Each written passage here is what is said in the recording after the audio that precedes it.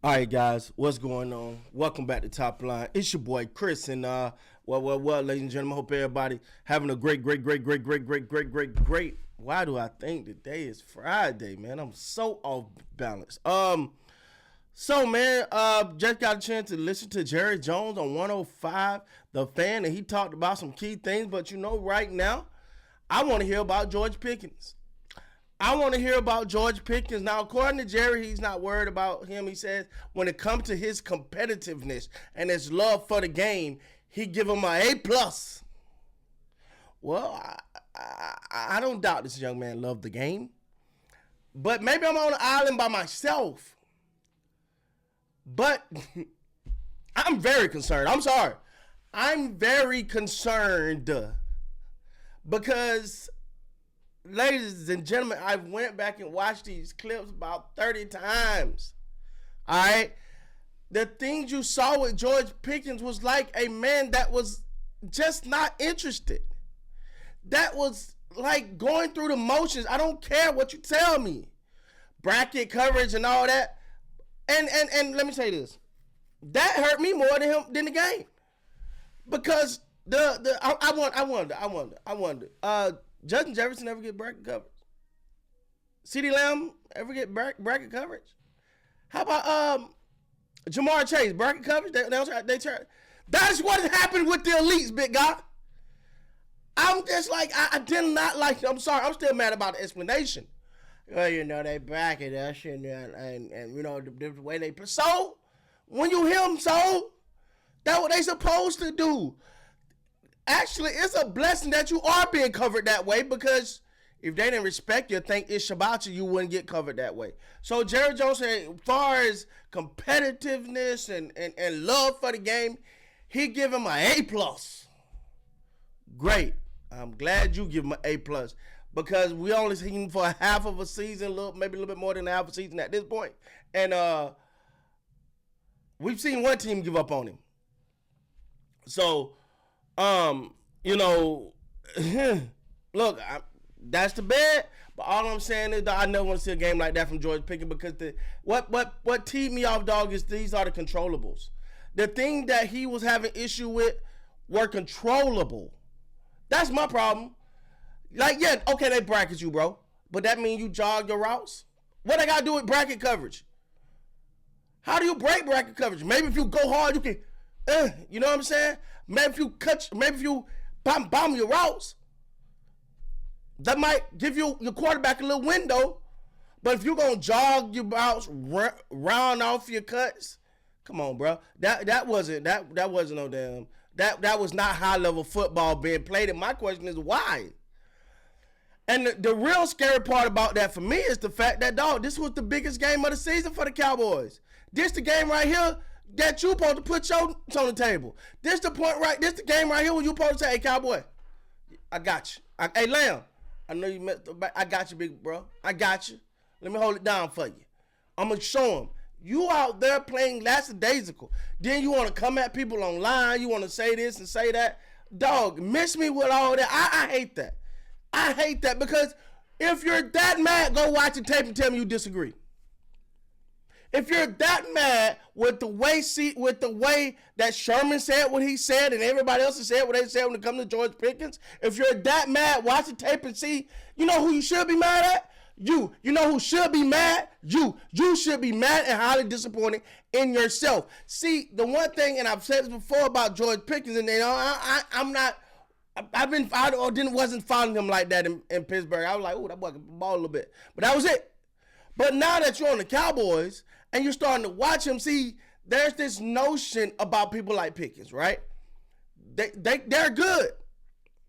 They're good. And everything's a joke and it's funny and they like to play and everything. But you wonder how serious you take this, dog. How serious do you take this? See, that's the question I'm looking at right now with George Pickens. Hold on. I know you can ball. No one doubts your skills, bro. No one doubts your ability, bro. But how serious do you take the game? Because we all just overlook these stupid penalties that he's gotten, doing unnecessary stuff, Goes back to, he said, as a child, he was always like the class clown and wanted to make everybody laugh. But that silliness got to be, and not saying don't go enjoy yourself, but you got to put that shit in a box a little bit and focus on the task at hand. Because that silliness, let me tell you something. And y'all know me, I'm a military, I'm an Army vet. So I have my stories. I remember had a soldier, right? And it was always a joke with him. Everything was funny. Everything was like information, let's play around. At the minute we got opportunity, let's play around. And I'm all about it. Look, if ain't nothing popping, let's play around.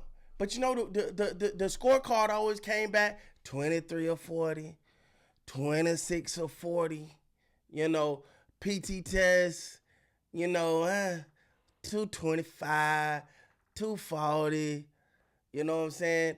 You know, he go out and knock him out 60 push-ups, get up, you know. Granted, now they were back in my military days, so, you know, the standard was different back then. I ain't knock it out of it now, but it was always okay.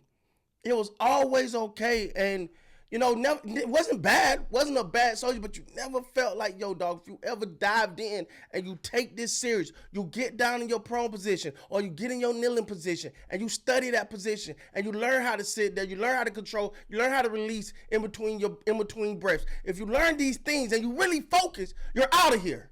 You're unstoppable. But because everything was ha, let's play, let's ha, you know, I got a joke for you. Let me crack a joke. Hey, let me make a fart sign information. Let me say all that crap, which is fun, man. I'm not saying it'll be fun, but a question, when it's time to get serious, are you going to get serious? Because sometimes that lightheartedness sometimes goes into the role of everything's a joke until it's too late and now you all mad because somebody really getting in your ass and you mad. You can't believe you talk about me. But you shown us nothing but playing around and ability to cruise by and willingness to just ease by. You know what I'm saying? So I bring all that back. Y'all know I always got a military story for you. Sorry, that's my life, man. I was in the military at 17 years old, bro. So I always got a little story like that for you. But it goes back to what George Pickens, like everything's a joke. We're always playing, you know, we gotta get up and do something at the defender and all that kind of stuff. It's like, bro, hey, shut that down for a minute, dog. We serious right now. Bro. Need you to lock in because it's on the line right now. Your team needs you. Your team's without their star receiver. You are the one they brought here to give him a hand. Give him that damn hand now. Focus, lock in, be that guy. Now, I can't say I've seen the lackadaisical route running in other games, but we damn sure seen it in this one. So I hope I never have to talk about this again. I hope I never have to see this again. But at the end of the day, George Pickens, people see when you're winning and your talent is flashing and all that, people overlook the little stuff.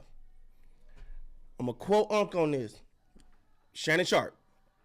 He said, "Never let some slide in a win that you will not let slide in a lose." Shout out to Shannon Sharp. That was a dope quote. That was a dope one right there. But that's how I feel. So anyway, let me know what you guys think down in the comments, man. Please like, comment, subscribe to the channel. Until next time, man, you guys be great.